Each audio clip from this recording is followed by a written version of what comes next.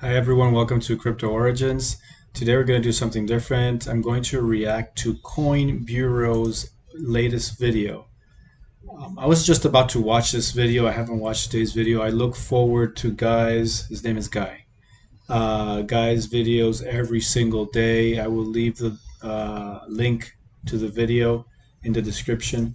So yeah, let's react to this together. Let's watch it together, and let me know what you think about it. I love Guy. I really do. This is probably my favorite crypto channel. Really, I have a lot of favorites, but this may be my favorite, the The favorite. headlines following the collapse of FTX and Alameda Research have been turning heads for months. But there's one very important story that seems to have been memory holed by the media. This is the revelation that FTX had invested in a small US bank with peculiar connections to Tether. Now, this is significant because, as I've said many times before, Alameda was the largest recipient of all the USDT ever minted by Tether. So today, I'm going to summarize one of the craziest articles so far about FTX and Alameda Research and tell you why it suggests that SBF was secretly doing the bidding of some truly powerful people. This is interesting. It's getting interesting very quickly. I like it. I like it. Coinbureau is very much, he understands the philosophy of crypto. He understands a long-term view, and he understands why we need a change in our system of governance, not just political governance, financial governance. I think he's a great addition to whatever YouTube channels you're watching right now. Let's see if I can add anything to whatever he's saying here in the video. Let's go.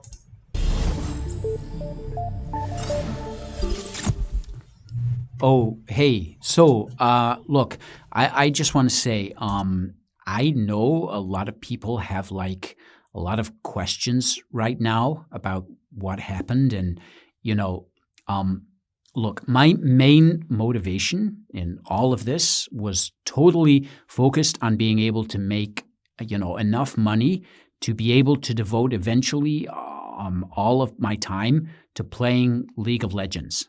Like, that has been my goal all along. To reach that challenger level and Okay, he's hilarious. He's super hilarious. And what he's trying to say here is that he doesn't give financial advice, and he doesn't. He's an educator. He educates people on what cryptocurrencies are for, and it's not just for getting rich. And he gets that point, and he will go deep into that. Now I'm going to skip that part here, but just so you know, I do work a lot with people that are in jail, and I don't wish anyone, even my worst enemy, to be in jail in the United States. I think SBF should have stayed in the Bahamas. More humane. They may be dirtier jails and filthy and probably worse food, but it's a subject for another video. But yeah, let's skip over this part and let's go straight to the article. the article I'll be summarizing today was published by Unlimited Hangout, an independent media outlet that was founded by journalist Whitney Webb in January 2020. Whitney is famous for writing a 2-volume book titled One Nation Under Blackmail, published in 2022, which recently became a bestseller. The book is about the network of corporations, intelligence agencies, criminal groups, governments, global organizations, and politicians that gave rise to Jeffrey Epstein. The TLDR is that US intelligence merged with organized crime groups in the 1940s. Okay, this is some serious stuff right now. People like Guy are exposing themselves to danger by bringing out these videos. Fortunately, there's a lot of people that are talking about issues like this one. And I have heard something about the mafia, and it actually makes sense. And there seems to be like projects and now documents that are now public that seem to make all of this match. Precisely why we need an open source government. We need a government to be open source. Really, we need crypto, um, and we need to cease having these closed door meetings. The government should be completely transparent. Let's go. And has been trying to take over the world ever since. Now, this sounds insane until you read the book. Everything is meticulously cited and sourced, and Whitney has repeatedly challenged anyone to provide evidence to contradict her claims. Now, given Whitney's interest in folks like Epstein, you might be wondering why she's currently investigating what really happened with FTX and Alameda. Well, the short answer is that Whitney believes that FTX and Alameda may be a part of the financial apparatus that Epstein was allegedly operating.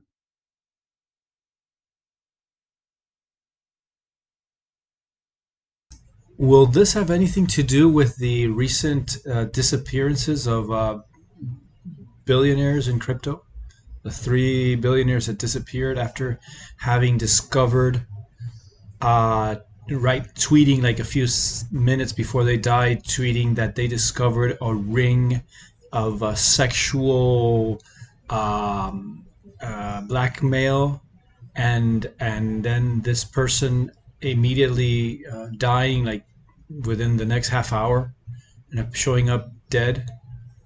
A ring of blackmail run by the CIA. Does this have anything to do with this and other cases? Let's pay attention. For context, Whitney's book makes the case that Epstein was a master money launderer. His purpose was not only to blackmail powerful people by having them engage in disgusting activities, but also to make their dirty money clean and potentially even provide outside funding to intelligence agencies. Okay, Donald Trump was not one of those guys. He actually kicked Jeffrey Epstein from his mansion. So when he tried to flirt with a 14-year-old girl or something like that, Donald Trump liked women, not little girls. As most of you will know, Epstein was arrested in early July 2019, less than 2 months after Sam Bankman-Fried founded FTX. As most of you will also know, Epstein was found dead in his prison cell in early August 2019. The verdict was suicide, and, well, let's just say that plenty of people don't believe that for 1 second. This left a money laundering position open that FTX and Alameda were perfectly positioned to fill. If you've been keeping up with our coverage of FTX and Alameda, you'll know that there was basically zero record keeping. There are tens of billions of dollars unaccounted for, and the top creditors are unknown. It really does look like the aftermath of a very elaborate money laundering operation. Now, to be fair, this could be nothing more than a coincidence. It could also be a coincidence that Sam and his family have close connections to the exact same politicians that Epstein was involved with. What's harder to explain, however... Guy, you can't talk about these things. Guy, you're talking about the most powerful people in the world right now. They will poof, make you disappear. There's one person in that picture that's married to one of the most powerful. Oh, I don't want to go there. Oh, guy, it's better that you don't know. Listener, you haven't seen anything. Nothing. Is that Sam hired the same legal team as Ghislaine Maxwell last December. For those unfamiliar, Maxwell was Epstein's partner in crime, and she was sentenced to 20 years in prison for helping him do things I dare not repeat here on YouTube. She now sits in a minimum security... They got the same attorney? The same attorney? Now it makes sense because I had heard that the story that they got the same attorney, right? But now, guy is connecting the dots, connecting the dots. Beautiful. Prison in Florida, which offers vegan food and allows inmates to play sport. Now, from what I can tell, Whitney's alarm bells went off. Guy, no federal prison in the United States, no matter how many basketball courts they have, is something to have fun in. It's I'm sure any prison in Great Britain is much more humane than what we have here. They dehumanize people. They warehouse people here. I've seen people in a cage, standing up, not able to sit. Yeah. Off when she heard that Sam had hired the same legal team as Maxwell. 2 days later, she published an article titled, quote, FTX and the Curious History of Farmington State Bank, which was co-authored by another amazing journalist named Ed Berger. To give you a taste, the introduction to the article states, quote, the Farmington State Bank, since at least 1995, has had ties to some of the most covert and criminal offshore financial networks of the modern era, with connections to intelligence-linked financial fraudsters of considerable notoriety. I'll leave a link to the full article in the description, and I'll reiterate that it's easily the craziest article I've read so far about the FTX and Alameda situation. Now, the first part of the article provides a bit of history about the bank in question. The Farmington State Bank is a fully regulated bank located in rural Washington state. It was founded way back in 1887, and for most of its history, it only held a few $1 million in customer funds. However, in 1995, the bank was suddenly acquired by Archie Chan, a Brit living in Hong Kong. Archie acquired Farmington using a shell company in the Caribbean. The man who helped him set up the acquisition was the former chairman of the Federal Reserve branch, which oversees Farmington. Okay. Someone in China, even though he may be American, acquiring this with the help of someone from the Federal Reserve Board. Buckle up. This is just the beginning. Now, although Farmington was owned by a shell company in the Caribbean, its offices were in Hong Kong. The office building belonged to one of the largest trading companies in Asia that was known for trading opium during the colonial period. Now, for reference, the UK basically owned much of Asia. Okay, anything that is run in China, the government has access to. The CCP has access to, the Chinese Communist Party. China Uncensored is the channel that you must subscribe to get everything that is related to China. Anti-communist information related to China. They expose a lot of what's going on there. China Uncensored. Once upon a time. Archie's ancestry has its roots in the early colonial powers of Hong Kong, which, along with the location of the office, suggests a connection between Archie and this trading company. Archie was also the top executive of Glorious Sun, an SEC-regulated company which owns real estate around the world. Glorious Sun was founded in the 1960s by a Chinese man named Charles Yung and his brother. What's wild is that Charles was actually involved with the handover of Hong Kong from Britain to China in 1997. Not surprisingly, Charles has close connections to the Chinese Communist Party, or CCP. Also not surprisingly, Charles has a presence in Hong Kong as well as Macau, another supposedly autonomous Chinese region that's known for gambling and money laundering. Oddly enough, a Macau bank called Seng Heng, that was allegedly involved in this money laundering, was sold to US politicians. Very quickly, money laundering. Saw that news about the Russian guy, Bits Lotto, the U.S. Attorney's Office prosecuting the Russian guy.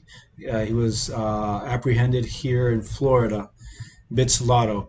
The thing is that we're talking about money laundering happening in China and Russia or wherever, not here, right? Because there may be like one American involved, it supposedly goes against U.S. interests.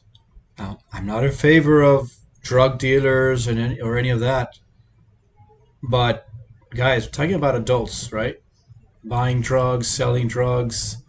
I mean, and the U.S. is extending its tentacles. Do we need crypto, guys? Do we need decentralization for everything, for government, for our monetary policies? Pretty soon we're going to wake up and we're going to be just like the communists, just like the Chinese. Going to wake up and we're going to have uh, the American Communist Party all over us. What's even more odd is that Sengheng was eventually sold to the Industrial and Commercial Bank of China, or ICBC. The ICBC appointed Charles to Sengheng's board of directors. Note that the ICBC is the largest bank in the world by assets under management.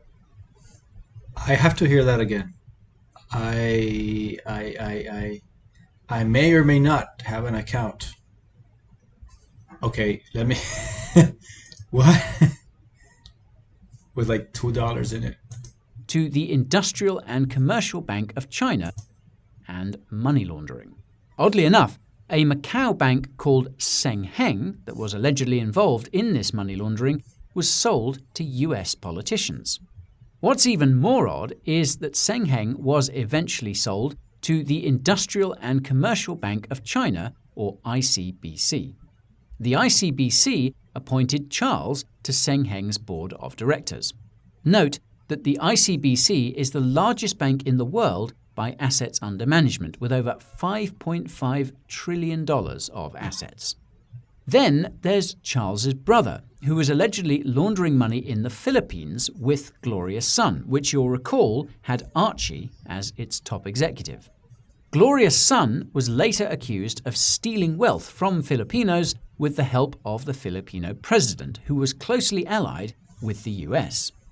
The Filipino president in question was Ferdinand Marcos, who seems to have helped the United States finance entities in China who were opposed to the CCP using Gloria's son and other enterprises. Lo and behold, Marcos was buying weapons from a man who worked closely with Epstein to launder money. So, to quickly recap, Archie buys Farmington.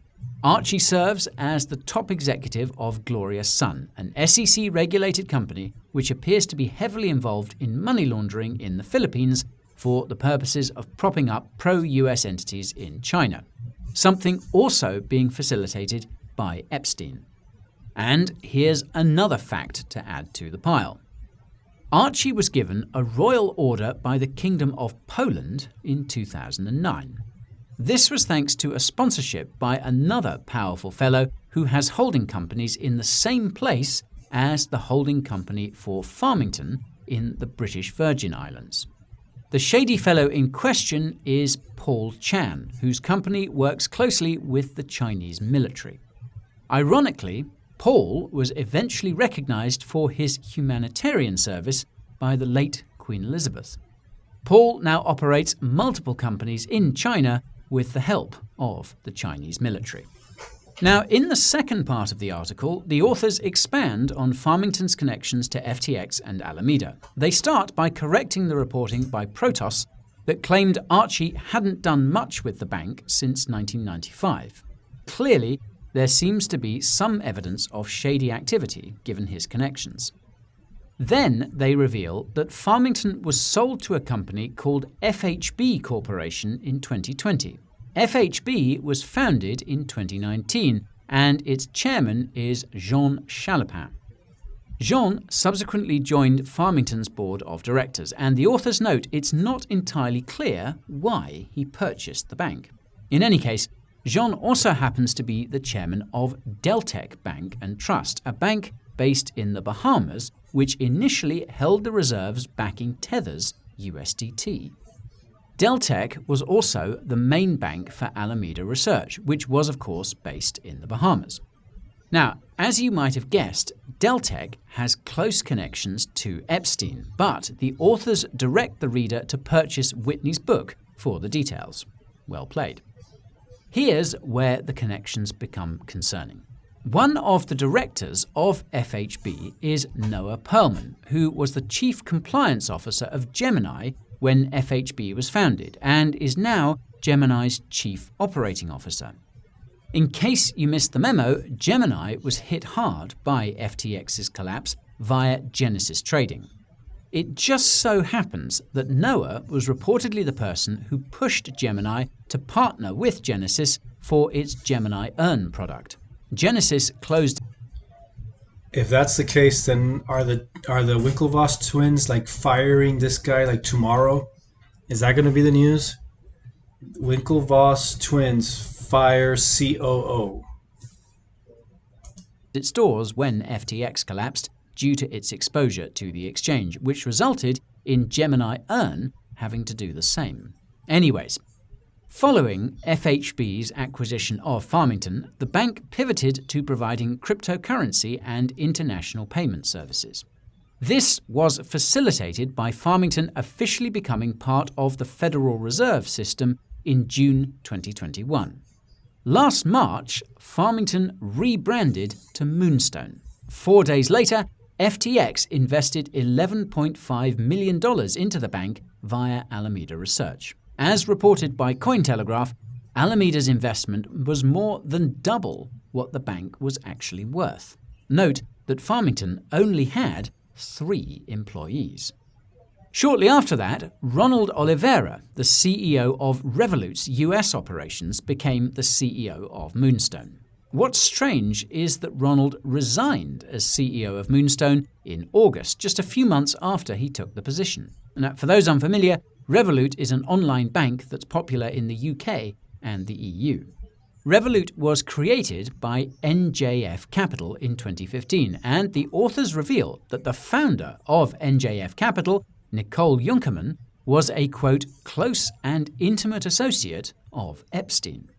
The authors state that it's unclear whether the Epstein connection is why Ronald was appointed as CEO of Moonstone, but argue that it's likely. This is because of Tether, whose co-founder Brock Pierce has apparently bragged about his connections to Epstein. Recall that Deltec was Tether's main bank too. What's funny is that the authors initially allege that Tether is a Ponzi scheme, but then seem to backtrack on the allegation by pointing out that Tether was able to process over $10 billion of withdrawals after the collapse of Terra's UST not-so stablecoin. On that note, the authors highlight the fact that FTX, Alameda, and Genesis are currently under investigation for crashing UST. Now, this is something I've speculated on for quite some time. Consider that UST was quickly becoming a competitor to top stablecoins like USDT and USDC, or at least it seemed to be. More about what happened to Terra in the description. Now, the authors then go on to underscore something that was revealed as part of FTX and Alameda's bankruptcy process, and that's that the two companies had a total of 17 accounts at Deltec.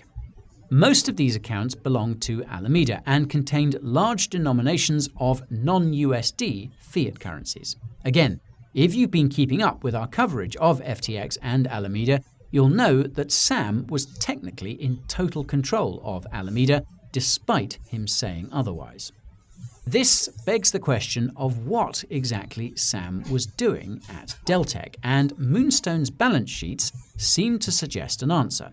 As I mentioned earlier, Moonstone, aka Farmington, never had more than a few $1 million in customer deposits. This all changed in the third quarter of 2022, when the bank's deposits exploded from $10 million to over $80 million, $70 million of which went into just 4 accounts.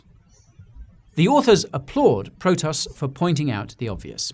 Quote, "It remains unclear how a Bahamas-based company like FTX, with ongoing investigations by top financial watchdogs, was able to purchase a stake in a federally approved bank." Remember that FTX had invested in Moonstone through Alameda. The authors also tip their caps to the New York Times, which said, quote, "The fact that an offshore hedge fund that was basically a crypto firm was buying a stake in a tiny bank for multiples of its stated book value should have raised massive red flags for the FDIC, state regulators, and the Federal Reserve." Not necessarily. It's just astonishing that all of this got approved.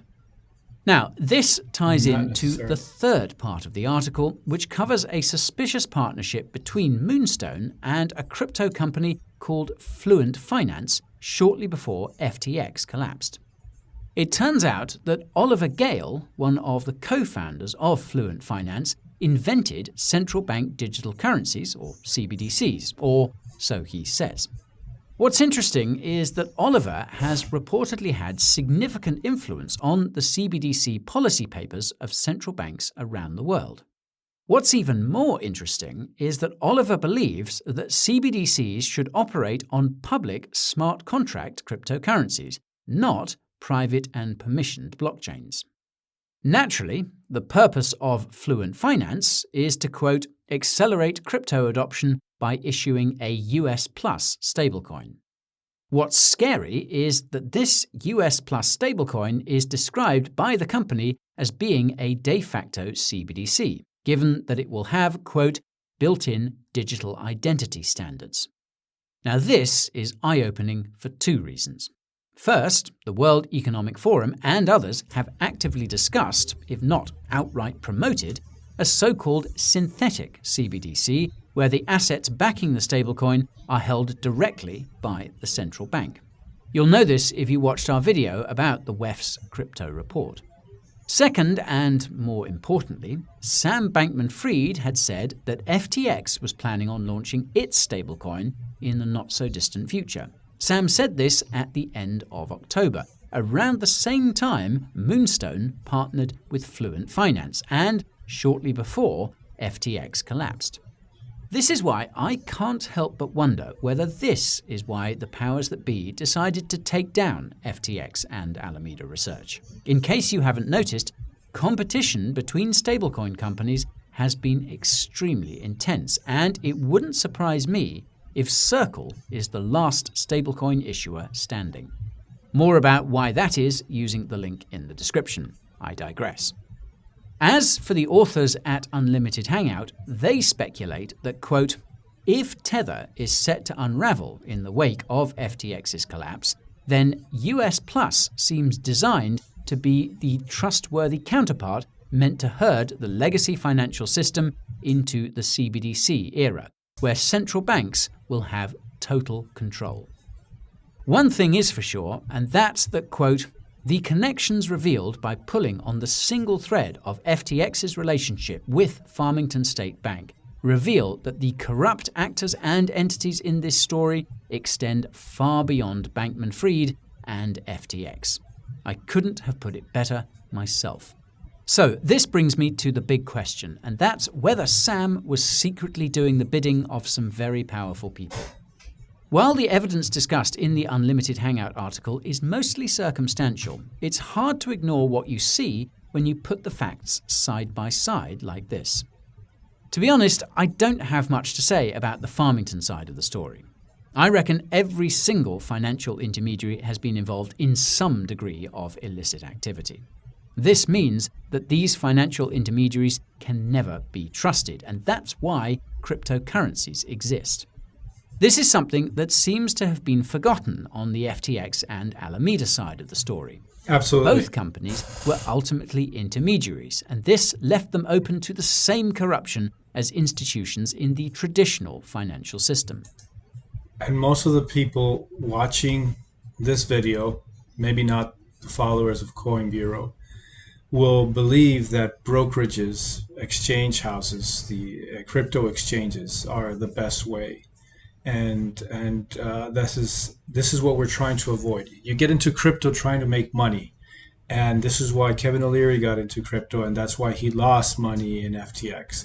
He didn't get the most basic principle of crypto, not your keys, not your crypto. You need. We are here to try to make the world a better place by changing the financial system, not by making a quick buck. If you're here for a quick buck, I'm sorry, guys. I'm sorry. I'm not the channel for you. This is We're here because there's a bigger picture that we're looking at. We're trying to change the world. If you don't believe it, I mean, if you don't want to change the world, if you want to change the world, stick around and subscribe to guys like him. You'll learn a little bit about what we need to do. What makes FTX and Alameda different from the other crypto exchanges is that Sam and his family had uncomfortably close connections with some of the most powerful people on the planet. If you watched our video about the FTX testimony, you'll know that Sam's parents were very involved in his work too. The fact that they are not facing nearly the same degree of scrutiny is evidence to me that there are some very powerful interests at play here. Never mind all the stuff about the top creditors having their identities concealed, as well as the identities of the people who put up the collateral for Sam's bond. Speaking of which, I don't buy the idea that Sam was dumb and didn't know what he was doing. He clearly did know what he was doing, and I'm confident this will be proven in court. What I want to know is who was telling him to do what he was doing, because... Isn't it a double standard, though? Because banks are allowed to deal with your deposits, right? So banks get your money and they lend it out to people and they try to make money on your deposits. That's exactly what FTX was doing, right? They were getting your money, trying to lend it out, and putting it in their own little token here and there. But isn't it a double standard? Banks are allowed to do it, and cryptocurrencies are not allowed to do it. The whole point is that we should go to decentralized exchanges. The whole point is to eliminate the banks and intermediaries like this. It's all a mess. It's all a disaster. He doesn't strike me as a mastermind. This is something that was picked up by the authors at Unlimited Hangout too. In the introduction to the article, they speculate that there was someone above Sam at FTX and Alameda. This is because the names of the people who appointed FTX's new CEO and FTX's new law firm are reportedly unknown. This is even more circumstantial evidence to suggest that FTX and Alameda were part of a much larger operation. This operation could be financial, it could be political, heck, it could be both. This is simply because you can do anything with money, especially when you have access to black holes offshore. Of all the possible operations that FTX and Alameda were involved in, the one that seems most probable to me is the ongoing operation to either control or kill the crypto industry, something currently being spearheaded by central banks and other institutions in the traditional financial system. In retrospect, it's possible that FTX and Alameda were primarily created to collect sensitive information about the largest crypto companies and projects, such as Tether. The financial and political components probably came much later, consistent with Farmington's 2020 to 2022 timeline. USDT is the largest stablecoin, and Sam probably has lots of information that he's ready to reveal in return for a lighter sentence. Maybe he'll even walk free.